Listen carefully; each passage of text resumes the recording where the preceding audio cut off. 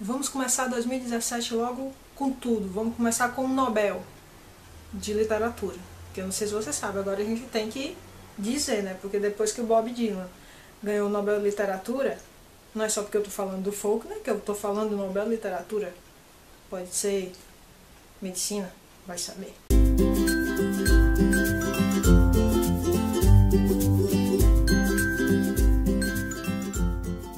Livro de hoje, O Som e a Fúria, considerada por muitos, pela maioria, a obra-prima de William Faulkner, um dos grandes nomes da literatura estadunidense. Faulkner nasceu no sul dos Estados Unidos, então a maioria das histórias dele se passa, né, no sul dos Estados Unidos e com as tipicidades locais. O livro vai tratar da família Compson, uma tradicional família sulista, e já no seu período de decadência. A história é contada pelos filhos. Então temos o Benjamin, que ele já é um adulto, mas ele tem um retardo mental, então ele se comporta como criança, e vai nos contar principalmente a sua relação com a Candace, que é a sua única irmã, e talvez a única pessoa da família que realmente o ame.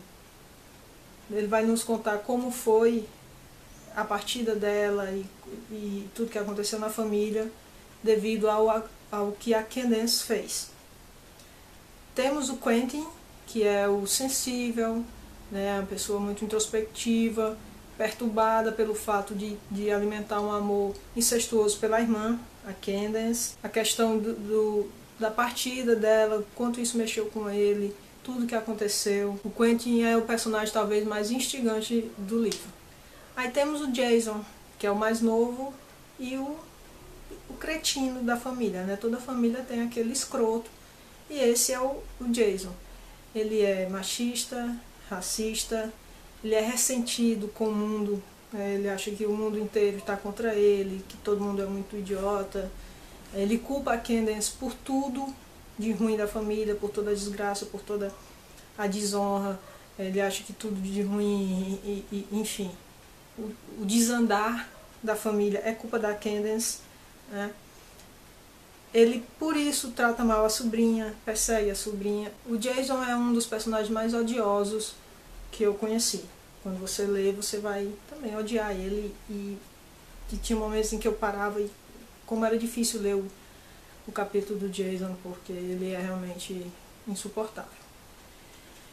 E temos o quarto filho, aliás a única filha, que é a Candace, que como vocês puderam perceber, é o grande foco narrativo dos outros três. Não tem nenhum capítulo no livro que é narrado pela Candace. Ela é narrada pelos outros três. O quarto capítulo, o livro é formado por 4 capítulos. O quarto é contado por um narrador externo, um narrador onisciente, que vai nos passar uma visão geral do final, do desenrolar da história. A história se passa no começo do século passado, mais ou menos em 1928, e nos mostra um pouco do cenário sulista dos Estados Unidos, a questão dos negros, dos empregados negros, como pessoas como Jason os via, e também a questão moral, que é o foco do comportamento da Candace e do desenrolar dos atos dela. O Faulkner usou muito bem uma técnica literária chamada de fluxo de consciência, uma técnica que é usada magistralmente por James Joyce, Virginia Woolf e alguns outros. O Faulkner faz muito bem uso dessa técnica aqui. Se você não sabe o que é fluxo de consciência, é quando nós entramos na cabeça do personagem, que geralmente é o narrador da história. Então, ele narra, mas como estamos dentro do pensamento dele, a narrativa não é linear, porque ele está falando uma coisa aqui, e de repente ele pode interromper e já falar de outra coisa relativa a outro momento da vida. E isso acontece muito no livro. Você está lendo, no meio da sentença, a pessoa já pode estar se referindo a outra coisa, a outro momento da sua vida.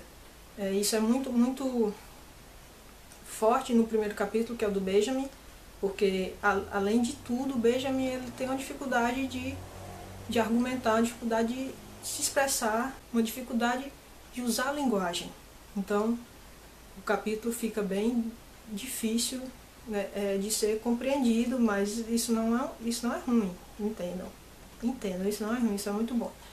Há um outro momento em que um personagem está numa espiral muito louca, né, de uma espiral psicológica, e o texto fica tão vertiginoso, sem pontuação nenhuma.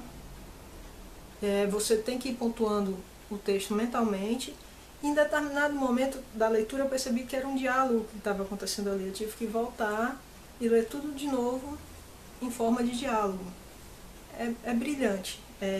Você consegue entrar e sentir o que o personagem está sentindo e pensando naquele momento com a força que o texto do Faulkner. E um fator muito interessante, que eu já falei um pouco no começo, é sobre a Candace, que ela não narra, ela é apenas narrada, mas para mim ela é a protagonista do livro. Ela é o cerne da história toda. Tudo gira ao redor do que a Candace fez e a partida dela, né, por causa do acontecido. Então é um protagonista que não está presente.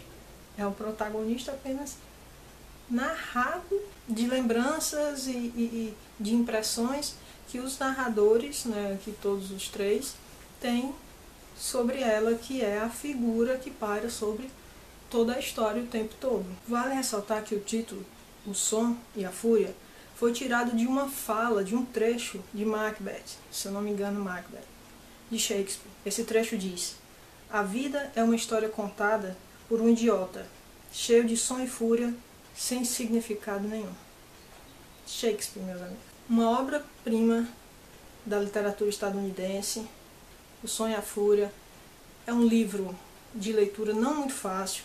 Eu comecei 2 vezes, que eu realmente comecei, não sabia o que estava acontecendo, quem sou, onde estou, mas não desista, pequeno gafanhoto, porque vale a pena.